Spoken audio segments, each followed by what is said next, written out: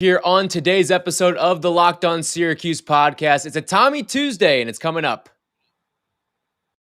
You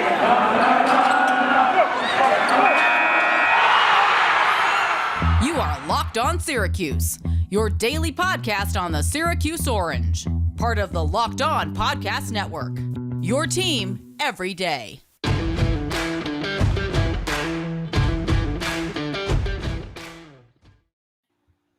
Welcome on into the Locked On Syracuse Podcast. Tyler, Aki, and Tim Leonard, the only place to get daily SU pods, talking all things football. Today, we also dive into basketball throughout the season as well, and recruiting, all that fun stuff. So subscribe to the show wherever you get your podcast, and that includes YouTube. Subscribe to us on YouTube. If you got a young Orange fan that you're trying to turn on, just give them the iPad and throw on a Locked On Syracuse podcast for them. Do whatever. It's what the kids are doing these days, I hear, Tim. So check us out, youtube.com. You'll find us. Search the Locked On Syracuse podcast. Subscribe. Even if you're subscribed to us on Spotify, Apple, the Odyssey app, all that stuff, subscribe to us on YouTube as well. We've got all things Tommy DeVito on today's pod. I went down. I rewatched every single throw, so I'll give you what I found from that. We'll also grade his performance because this seems to be a very polarizing topic right now. Was Tommy DeVito good against Ohio? So we'll get into all of that stuff. But first, NFL right around the corner, Tim. We got 2 more days until we get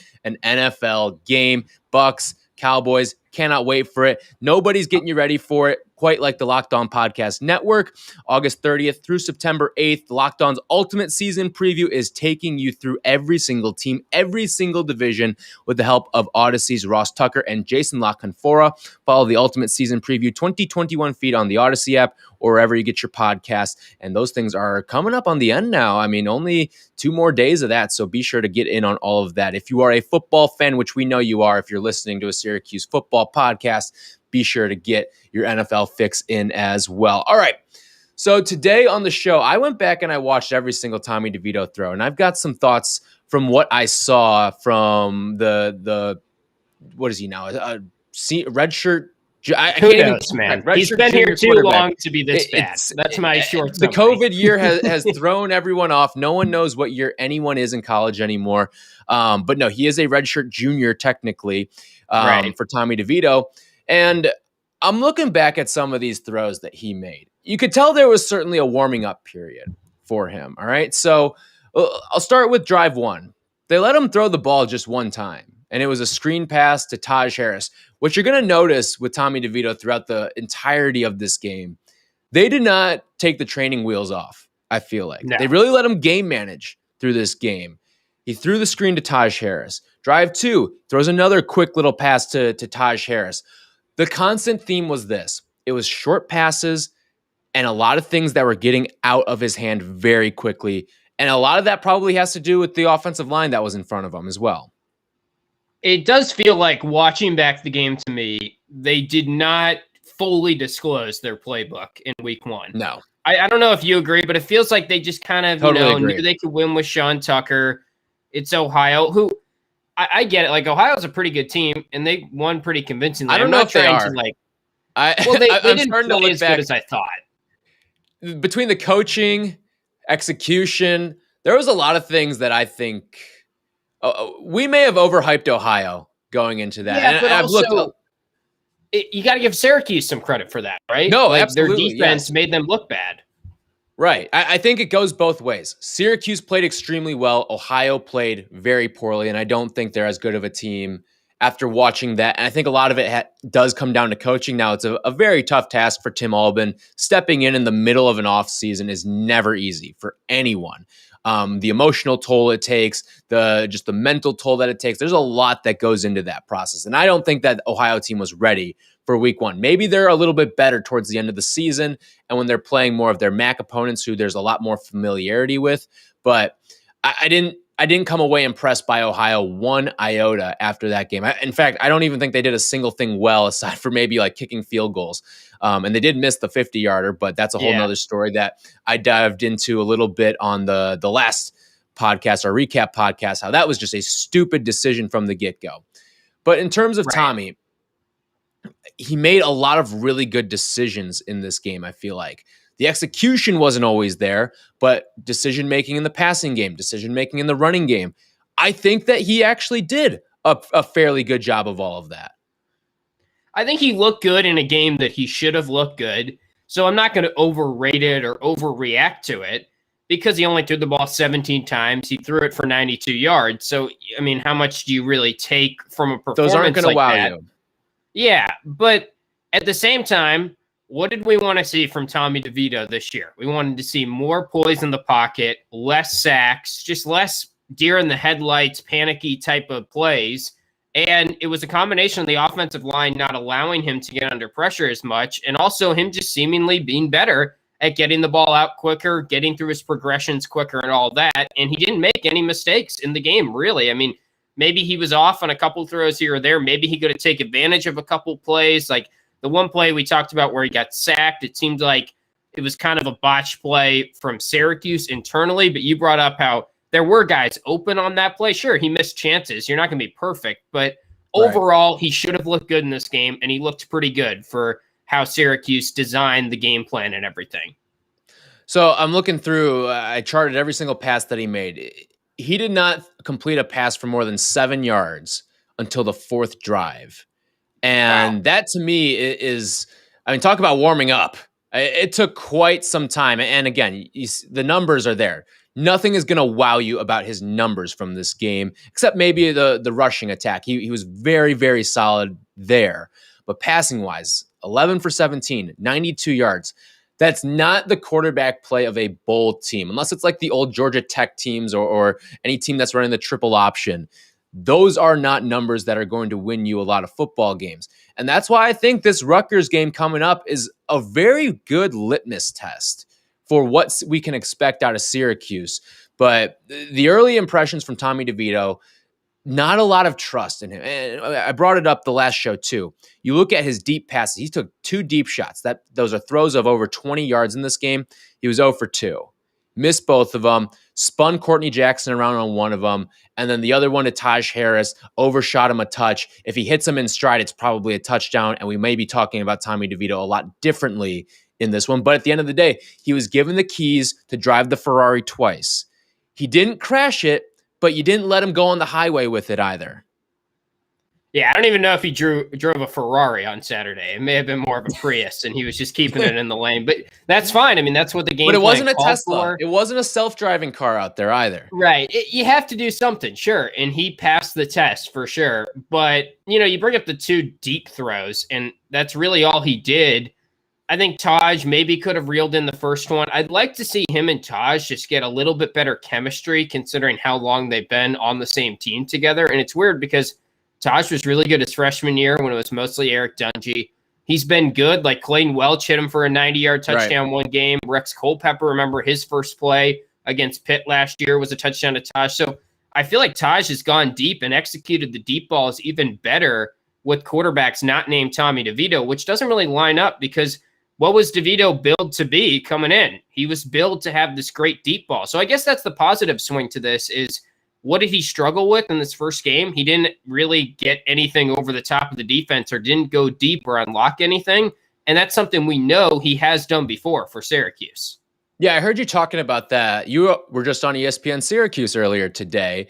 Shameless plug for that, but you go check out the show that they've got with Stephen Fonzie and Paulie Sibilia. You'll catch Tim and I on there from time to time. And you brought up that point that sometimes we see Taj Harris look good with some of these other quarterbacks. And to me, that comes down to what we see frequently with backup quarterbacks. They want to just throw to the best player on the field sometimes. Yeah, and Taj Harris is going to is that guy for Syracuse. So you're going to see a lot of those guys develop those sort of relationships. And maybe in the case of Tommy, where he's maybe a little more comfortable with wide receiver 2 out there at times, and he's willing to go that way because he's got more practice reps with all of these different guys. Whereas whenever we see Garrett Shrader come in and in years past with Rex, all right, I'm just going to throw it to the most talented guy out there because guess what? I haven't practiced with these guys really at all, it feels like at times. Yeah. No, that's a good point. It also felt like Ohio did try to take Taj out of the game or minimize him as much as possible, which makes sense. And they still got him the ball a fair amount. And it was a byproduct of them just not really throwing the ball a whole lot in this game. That's why Taj's numbers weren't that great. And then real quickly, and then we can get into really the crux of this, of whether or not DeVito had a good game on Saturday. But towards the end of the game, you saw some of his best throws. And that's why I say it really took him a little bit of time to warm up. He hit Anthony Quealy on a couple of nice plays. He got a nice play into Taj as well. He started to warm up and started to trust some of his receivers a little bit more. And I think all of that comes down to there's one play in the fifth drive that he had where he escaped out of the pocket. And that's another theme. You saw him start to escape out of the pocket, elevate through the pocket, and make plays on the run.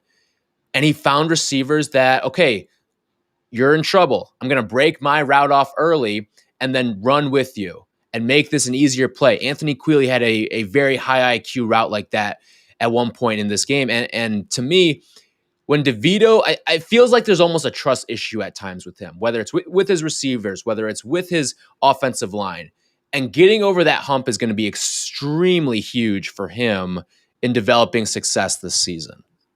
Yeah, this Rutgers game is huge for him. And I do think it's worth noting, yes, he was only 11 for 17, 92 yards. He also ran the ball well, and that's probably going to get overlooked when you sort of take in his whole game here. But you got to give him some credit for the way he ran the ball and conducted himself in kind of the run-pass option type plays as well.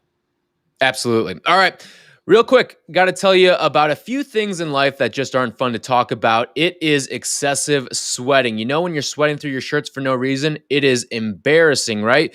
Whether it's speaking in public or anything that is just going to up the nerves a little bit, you got to take care of that stuff. It's not life or death, but there's certainly things that will make you feel a little off in the moment, and excessive sweating is one of those things. That's why I use SweatBlock antiperspirant wipe. SweatBlock is stronger and more effective than most clinical antiperspirants. You simply apply it at night before bedtime, go to bed, then the next morning you wake up, wash, and go about your day without worrying about sweat. That's all guaranteed. I know this will sound too good to be true, but I literally only have to use SweatBlock once or twice a week, and it keeps me dry the entire time. No more pitting out, no more picking shirts based on which one will hide the sweat better. If you or someone you love is dealing with this, you have to check out SweatBlock. Get it for 20% off at sweatblock.com with the promo code LOCKEDON, or head over to Amazon or CVS and check out SweatBlock there as well. This episode is also brought to you by Rock Auto. With the ever-increasing numbers of models and makes out there, it's now impossible for your local chain auto parts store to stock all the parts you need. So why endure often pointless or seemingly intimidating questions like, is your Odyssey an LX or an EX? The questions that no one ever knows the answer to, and you just kind of nod along and smile and wave. We all have been to those brick and mortar stores and had those questions. You can avoid them right now. You have a computer with access to rockauto.com at home and in your pocket. Save time and money when using Rock Auto. They are a family business serving do-it-yourselfers for over 20 years now. Their prices are reliably low for every customer, and they have everything you could ever need. Very easy-to-use interface that I've used several times now. I don't know if I'll ever go back to a brick-and-mortar auto parts chain store again, because Rock Auto literally has all the same stuff. It saves you the time, especially during COVID and everything, where you didn't really want to leave the house. It was great, and it's one of those habits that now I've adopted and really am going to use going forward. So go to rockauto.com right now, see all the parts available for your car or your truck. Right Locked On in their How Did You Hear About Us box so they know that we sent you. Again, put Locked On in their How Did You Hear About Us box so they know we sent you to rockauto.com. Amazing selection, reliably low prices, and all the parts your car will ever need at rockauto.com. Let's get into this question because I think it's an interesting one, and certainly one that it feels like the Syracuse fans are split on. Did Tommy DeVito have a good game against Ohio? I think there's certainly a number of factors that play into this. First of all is the decision-making, and I think you have to include his ability to run in this game. Another is the opponent. Would you want to see a little bit more out of Tommy in this game? And then, of course, it's what he did throwing the ball, right? Because throwing the ball as the quarterback for Syracuse, this team is going to need to throw in bigger games. Once you get into ACC play, you're not just going to be able to run the ball 40-something times and expect to win football games that way. You're going to need a passing game that can sort of unlock itself as a result of the running game. So, Tim, I ask you, did Tommy DeVito have a good game against Ohio? I think he had a good game, and I'd also say that he probably couldn't have had anything but a good game against Ohio, right? Like you can't call it great. It's impossible that he could have had a great game given the game flow, given the opportunities he had. But you also can't call it bad because there's not a lot of stuff when you watch back the tape or the film that you look at and you say, like, what was he thinking there? Ooh, like, that was a huge mistake that cost the team. So it was a good game, and that's probably, if you ran back that same game 15 times, he probably has a good game like 14 times and has a bad game a couple times, like maybe one or two. But I don't really think I don't take a ton away from it, but I have no issue with calling it a good game overall. You brought something up earlier, how it felt like they almost disguised the game plan. They didn't have to show a lot of cards because they ran the ball so frequently. And I think that's a perfect way to put it. They kind of did what you see a lot of NFL teams do in preseason. I think notably what you're seeing with a team like San Francisco right now, where you've got two quarterbacks, there's going to be that mystique hanging over the entire season. Are we going to see Trey Lance? Are we going to see Jimmy Garoppolo? But you don't want to just throw your playbook out there in preseason. And I don't think Dino Babers did that one bit in this game. And that's sort of refreshing. Maybe we'll see a couple more deep balls uncorked against Rutgers or down the line. You're probably not going to see him against Albany. I'd imagine Syracuse sort of treats that like a preseason game where you don't put a lot on film. And that's a good thing. And I think you're in a good spot right now. As to whether or not DeVito was good, I think he did what he was asked to do. He didn't make us, I can't think back on a single play that he made where you're like, that's a losing play. He didn't always execute. Like there was the play to Taj in the end zone where he could have probably hit him for a touchdown. Making that play happen is a winning play. I don't think he did anything that contributed to a possibility of Syracuse losing in this game. So for that reason, you have to say he did a good job, I think. Yeah, and I also don't think if you had a quarterback back there that is way better than DeVito, the game changes that much. Like some people are making the argument that if Schrader was back there, maybe they'd be up by more. I don't necessarily know that because it seems like their game plan all along, as it should be, was they got ahead and then they just ran clock and ran Sean Tucker a lot. And they didn't really win the time of possession battle, but I guess that's a byproduct of how the game started and everything. It feels like they just asked DeVito to do some little stuff in this first game, and he passed that test. But he has a better knowledge of the offense right now than Garrett Shrader, so I understand why they relied on DeVito for game one. He game managed through this game. Yeah. And I feel like the term game manager has a negative connotation to it. It really shouldn't. There's a lot of game managers that win football games, whether it's at the collegiate level or the pro level. I mean, for years before this recent wave of guys, Alabama had game managers for years, and they were still perennially one of the best teams in all of college football. So you can win games with game managers under center. And I think at a school like Syracuse, where the expectation is not to be a ranked team or get to the college football playoff, but you're just going to be happy if you come away with a bowl game. Look at how many bowls there are. If you were to take a stock of how many quarterbacks there are in all these bowl games, I would imagine 75% are game managers. Like, you don't need a big play every single time. That separates you from being the best of the best, the ranked teams, right, the college football playoff contenders. Those are the teams that don't have game managers. They have stars at the quarterback position. But the rest of the 6 and 6s, the 7 and 5s, you're going to find a lot of game managers on those teams. I do think he needs to take chances a little bit more, maybe, if anything. Yeah. And it's weird that I'm saying that because he came in as this gunslinger, and when we saw him against UNC, his first real big burst onto the scene moment, I guess there was Florida State as well that year, but he was known for taking chances, and he was throwing the deep ball great. He doesn't throw a lot of interceptions now, and I think that's mostly a byproduct of him, just not getting the ball out of his hands quick enough and taking too many sacks recently, and then B, just not taking a lot of chances. So if you are going to tap into this extra level that he needs to get to for Syracuse to be a bowl game or a bowl team or a 6 or 7 win team this year, he's probably going to have to throw deep to Taj more, connect with him more, take more chances, which is weird because I never thought when he came to Syracuse that would be my critique of him. But in the past couple of years, I think he's gotten a little bit more timid when the offensive line has struggled around him. I think we talked about this a little bit last season, and maybe even the season prior to that. You almost want to see him throw a few more interceptions because it means he's taking some chances. And it's almost like you see gunslingers in the NFL like Jameis Winston and all that stuff. Like Jameis Winston threw for 30 touchdowns. That's a lot of touchdowns at the NFL level. He also threw 30 interceptions. Do I want to see Tommy go out and throw 20, 25 interceptions? No, absolutely not. But I do want to see him take a few more chances. Those interception numbers are very low, like you said, Tim, over the course of his career for a reason. It's because he hasn't been taking those chances. And I don't think it's a byproduct of the lack of trust. I think in this game, it may have been a little bit of, A, we don't need to throw the ball deep. B, we don't want to put all these deep balls on tape either. And C, let's warm up a little bit before we let you really uncork some deep balls as well. So I do want to see, and he's going to have to take chances. If this team wants to win games, and if this team wants to be a 500 team or get to a bowl game, you're going to need Tommy DeVito to have the every once in a while 300-yard game where he's throwing for 4 touchdowns. He may have 2 interceptions along the way too, but you'll take the good with the bad.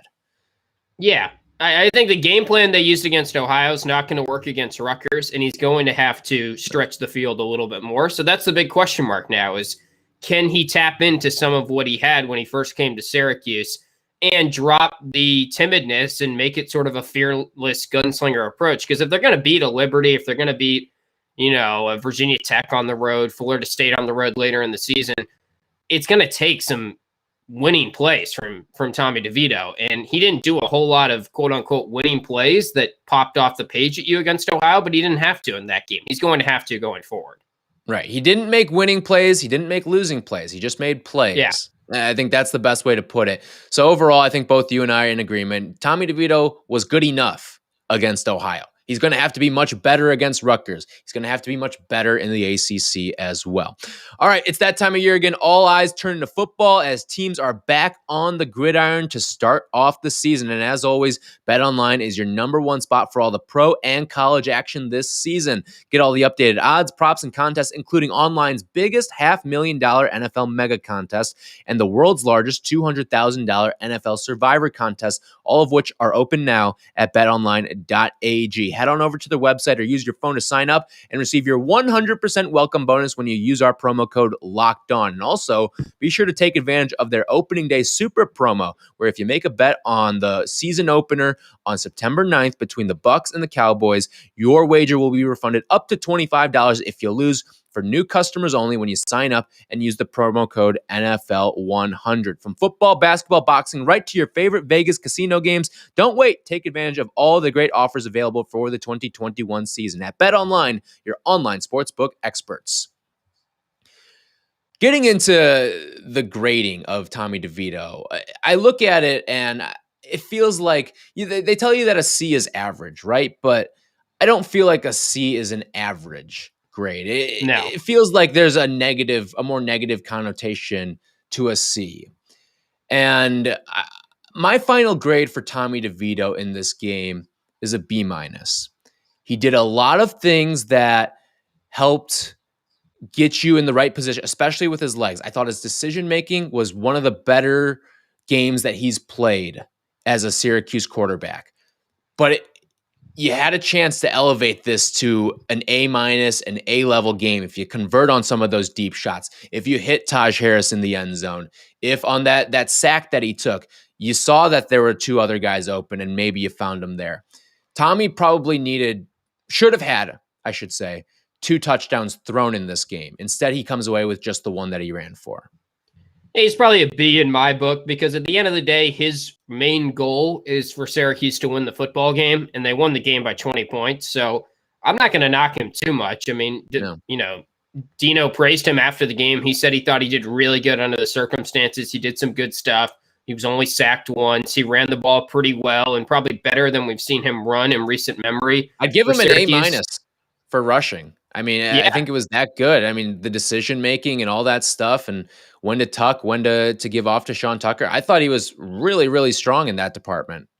Right. And again, he's tying up some of those question marks that we had when he got to Syracuse. He played like a veteran quarterback in this game. He didn't do too much because he knew he didn't have to do too much. And there's something to be said about that. There's something that is good in kind of not overtaking the game when you don't have to. So I liked what I saw from him. I'm not going to give him anything more than a B because you can't really give him the game flow and all that. But he played a good game, and Syracuse won the game by 20 points. So it's hard to knock him too much.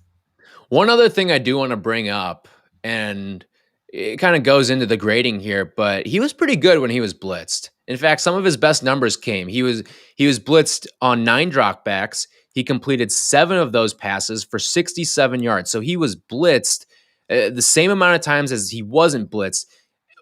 On those non-blitzing dropbacks that he had, 25 yards on 4 of 8. And so we kind of talked about, oh, well, when he's clean and when he's got the lack of pressure, he's been a little bit better, but it was actually sort of the opposite in this game. When he did have some of those man advantages and when he was getting some guys in his face, he actually was a little bit better. And I think that is a good sign for him. And I think part of it too was the fact that he used his legs to get out of the pocket and make some plays happen for himself as well. Right. According to Pro Football Focus, he was 8 for 12 in a clean pocket and then 3 for 5 when he was pressured. So he was only pressured 33% of the time. When you compare that to recent Syracuse games and even going back to last year, the year before that, he's been pressured more than that typically in a Syracuse game. But, you know, you can't take too much from 5 plays, but I like that there's not a ton of variation in the clean pocket to pressure type of numbers, because usually with DeVito, you do see a big variation there. And like you said, if anything, it's a variation in a good way when you look at the blitz numbers, because that's encouraging that he's actually, for this first game at least, where it's a small sample size, a little bit better when he was blitzed. One other quarterback thing I want to get to, and then we'll get on out of here.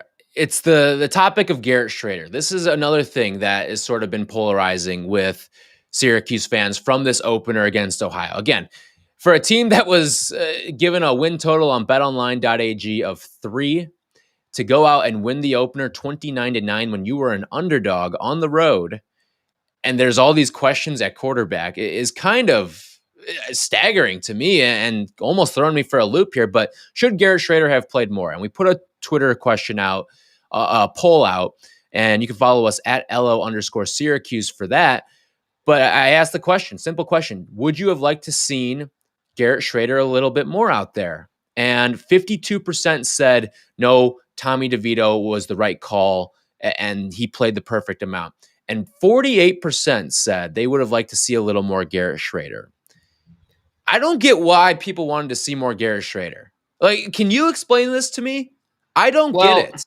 Tommy played well enough. What were you going to do? Send Garrett Schrader out there to hand the ball off a couple more times? Because that's what the bulk of your offense was. 60% of your offense in this game, 65% of your offense in this game was running the football. Yeah, I mean, look, I think that's just general curiosity a little bit. Like, I want to see Garrett Schrader just as a fan of Sarah. Like, I want to see what he's got and have an opinion on him and sort of just get him in a full live game and see what he's got. And Dino's talked about how there's not going to be really any way to tell with him unless you get him in a full live game, because he looks fine in practice, but is he getting tackled in practice? Who knows? Like, it's not a great simulation of his skill set. I mean, he's got the black jersey on. He's not to be touched, or otherwise your ass is getting cut. Right. The question is, like, when he went around the outside and someone tapped him, would they really have stopped him? And would that have really been a 5-yard pickup, or would it have been more? You know, there's just a lot of unanswered questions when you watch him in a practice setting, I'm sure. So that's why I think the poll is pretty even there. I mean, I think everyone kind of agrees that Dino didn't need to play him, and it's not like he made a coaching mistake to not play Garrett Schrader. Maybe there are some people out there that say, no, this was a good opportunity to play him. You have Albany coming up, but I do want to see him in a real live setting at some point, in real stakes on the line, and just see what we've got with him, because you don't really know with the dual threat type of guy like him until you actually see it. I feel like people are getting too caught up and are becoming prisoner of the mystique here. You want to see what you have in the guy just so you personally know. And yeah, that's it. I don't think you even need to do that either. Like, you know what you've got in Tommy. At the end of the day, your goal is to win football games. Syracuse won that game handily. They dominated all 4 quarters out there. And when you're doing that, you don't want to pull the wind out of Tommy's sails, because this is a quarterback that certainly needs some confidence. And I think he built a lot of that against Ohio. So there's no reason in my mind to go out. It's the whole curiosity killed the cat here. You don't want to just figure out what you have in Garrett Shrader just for the sake of finding out when plan A is working. Plan A worked. And for me, I just don't see a reason why there was a calling to get Garrett Schrader into this football game. So will we see him eventually? Obviously. We'll probably see him at Rutgers, okay? But I just don't think they're at this point right now where there's this burning need to get Garrett Schrader on the field. Garrett Schrader is plan B for a reason right now. If he was plan A, he would be starting. Right. And here's the good news. If we don't see him, that probably means Syracuse and Tommy DeVito are doing good things. Yeah. So overall, I mean, I'll take aside my personal curiosity and mystique of the guy if that means they're winning more football games than anyone expected. So it's kind of a win-win situation, honestly. Yeah. All right. That's going to do it for us here on this Tuesday episode of the Locked On Syracuse podcast. We will be back tomorrow, and we're going to answer the question, has this team changed your expectations after one game? Tim and I were very low on them. The country was low on them. But then you hear Aaron Murray at the end of the game against Ohio saying this is a 6-win football team and should be bowl bound. We will answer that question on tomorrow's show. So for Tim, I'm Tyler. We will talk to you guys on Wednesday.